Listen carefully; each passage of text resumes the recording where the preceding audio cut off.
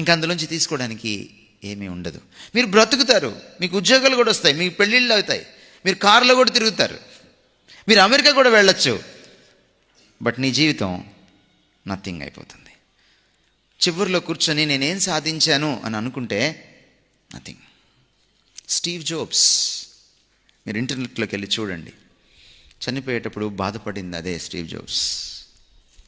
నేను అనుకున్నాను డబ్బు ప్రధానం అని అనుకున్నాను నా జీవితంలో, కీర్తి ప్రధానం అనుకున్నాను నా జీవితంలో, అందరికంటే విషయాన్ని చాలా డిఫరెంట్గా ప్రజెంట్ చేయాలనుకున్నాను. నేను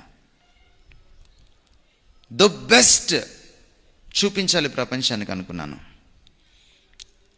కాబట్టి కీర్తి, డబ్బు, ఎక్సలెన్స్ ఇవి జీవితంలో ప్రధానం అని నేను అనుకున్నాను.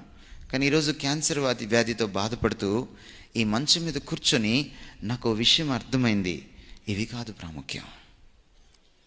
జీవితంలో డబ్బుకి మించింది, ఖ్యాతికి మించింది, ఎక్సలెన్స్కి మించింది ఉంది.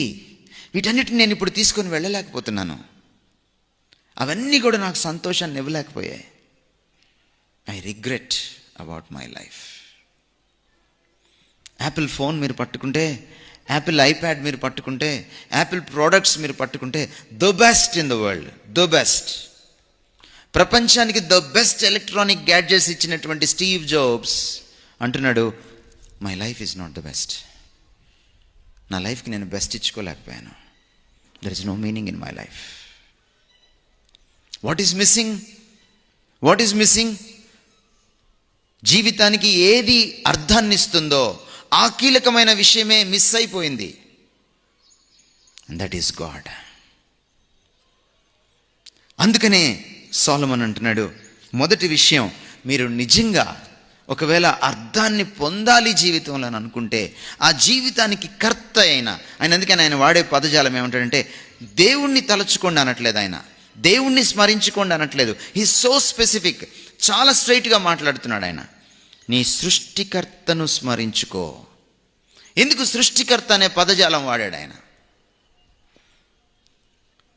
Remember your maker, your creator, your manufacturer. ఎందుకు వాడాడు అలాగా? ఎందుకంటే జీవితానికి కర్త దేవుడు అని గుర్తు చేయడానికి వాడాడు.